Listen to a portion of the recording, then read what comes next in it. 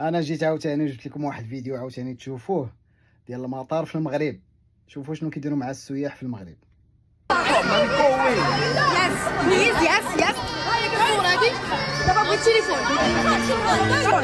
Yep, these are the Ryanair workers, yeah?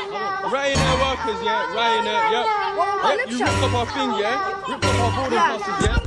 Don't touch my phone! Have you lost your mind, fam? You ripped up our thing, yeah? Ripped up our boarding passes, yeah? Don't touch my phone! Have you lost your mind, fam? Don't touch my phone, fam! Have you lost your mind? I want to get the names of everybody, so can I see your pass? I want to write down everyone's names. Include me? Everybody. And you want the help from me? Yeah. Because you're meant to help us. It's a kind of sarcasm. اكيد انكم شفتوا هذا الفيديو هذا اللي اليوم راج في مواقع التواصل الاجتماعي في المغرب بزاف. كيما مشيتي غادي تجبروا، ولكن يمكن ناخذوا هذا الفيديو هذا من هذه النقطه هذه، من هذه النقطه اللي الموظف ديال المطار ماشي ديال رايانير وانما المكتب الوطني للمطارات كيقول للسيده، كيحاول يعاونها، كيقول لها راه ما كتهضرش معاه، كيحاول يفهم المشكل اللي كاينه على ما يبدو تما. ولكن هي اول حاجه كتقول له بغيت سميتكم كاملين هادو اللي كاينين هنايا. السيد كيتفاجأ لانه هو ماشي يعاونها، فكيتفاجأ كيقول لها يعني واش هذا الشيء حتى انا يعني داخل في هذا، واش ممكن انك تطلب لنا سميتو غير هكذا وكان ولا لا؟ لان اللي كيعرف الاشخاص وهذاك الشيء هو البوليس ماشي في واحد. العموم كيقول لها واش حتى انا بغيتي سميتي حتى انا انكلودين مي، كتقول له حتى انت. كيقول لها يعني المفروض ان دابا انت يعني كتعامل معايا بهذه الطريقه هذه، لان هذه طريقه هجوميه. انت كتقول لي راه سميتك وعاد خصني نعاونك، من المفروض انني نعاونك. قالت له اييه خصك تعاونني لانك انت محطوط هنايا باش تعاوني واعطيني سميتك باش ملي نمشي شوف غادي نعمل مثلا سميتك. هذا الشيء هذا ساركازم، يعني هذا الشيء هذا قال بحال النكته، قال دابا الشيء اللي كتقول انت بحال النكته، خلاها مشى بحال على هذا الشيء اللي شفنا. نرجعوا القضيه ديال الفيديو من الاول.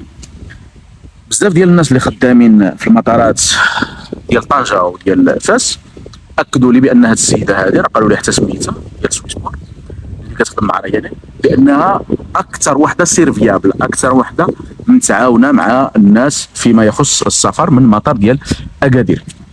وكاملين كيستغربوا كيفاش يعني وصلت حتى لديك النيفو هذاك، يعني ديال المعامله مع المسافر بهذا الشكل هذا.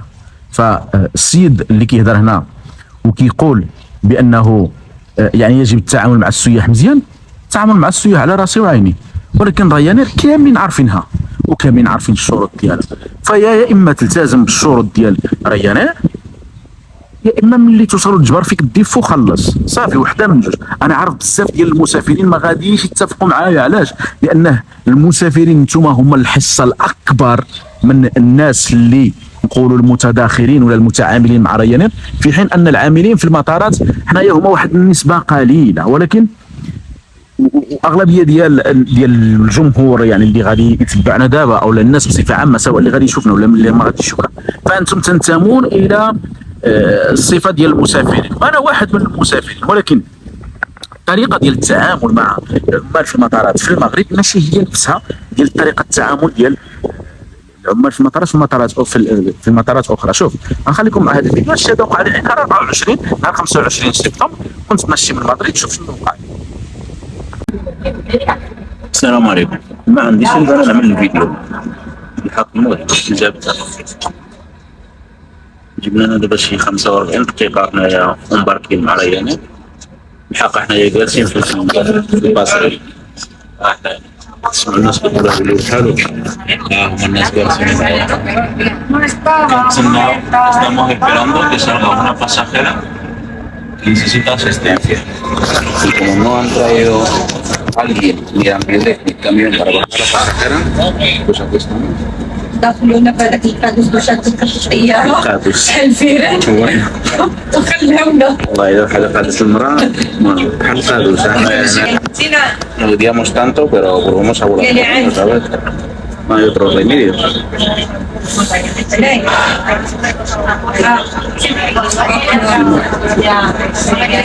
سيحن علينا الله.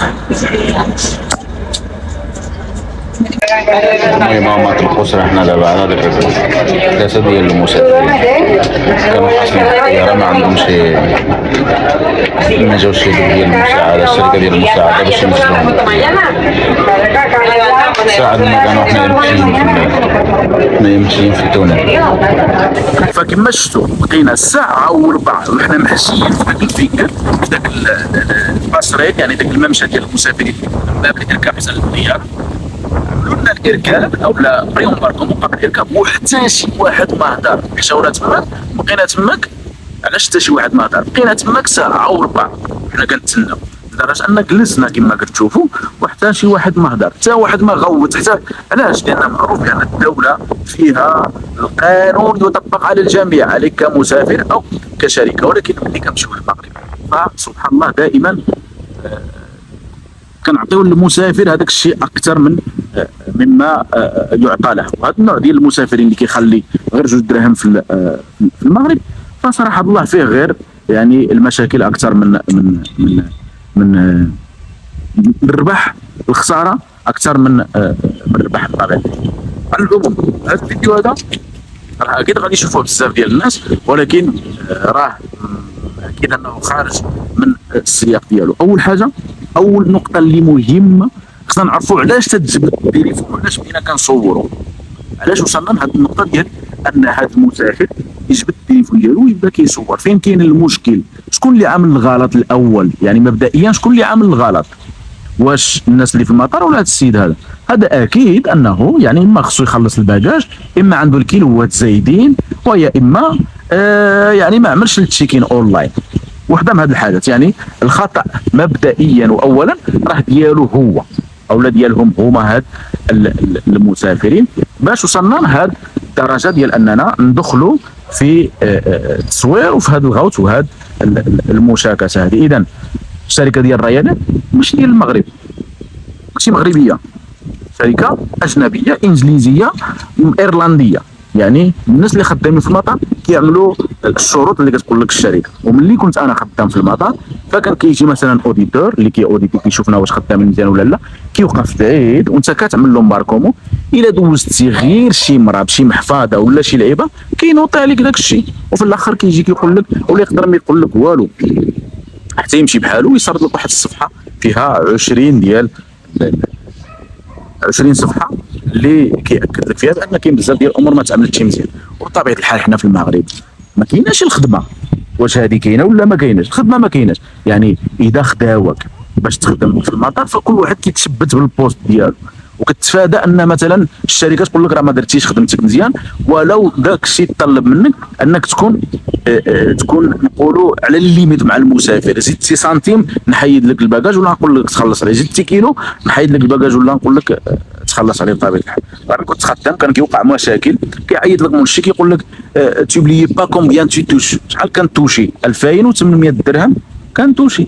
يعني التهديد كان بطريقه مباشره وانا متاكد بانه راه باقي من طرف يعني بعض رؤساء ديال الاقسام سواء كان نصارى هذا كان نصراني سواء كان اجنبي او مغربي. ونفس الطريقه اللي كان كيتعامل معنا بها الاجنبي ملي كان شي واحد منا من الجيل ديالنا كيوصل لواحد النيفو حتى هو كيتعامل معك بنفس الطريقه لان اللي فوق منه كيتعامل معك بنفس الطريقه.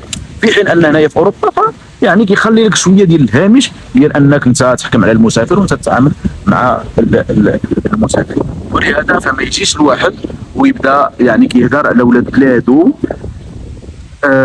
على اساس انهم اللي قباحين وصافي استنتج غير باش تطلع يعني المشاهدات صافي انت راك استنتجتي بان هذاك الشيء اللي وقع راه الاصل ديال المشكل ديالو هما الناس اللي خدامين في المطار ماشي المسافر بحد ذاته. ربما يكون ما طبقش ولا ما عملش شي شرط من الشروط اللي كتفرضوا عليه الشركه واللي هو كيقبلها. ملي كيشري راه كيقول لك اسيبتار ولا اكسبت ولا اكسبتي وانت كتعمل اكسبتي ولا كونفيرمي وكتشري البيي بطبيعه الحال. اصدقائي مابقاوش كنشوفوا الصوره ديال غير باش نطلعوا المشاهدات والسلام. الواحد يعرف مزيان شنو كيعمل لان اي حاجه كتسجل عليك. وملي كنقول كتسجل عليك ماشي بالضروره ان شي واحد يعيط لك ولا يقول لك علاش كتعمل داك الشيء، وانما راك انت مسؤول على بلادك.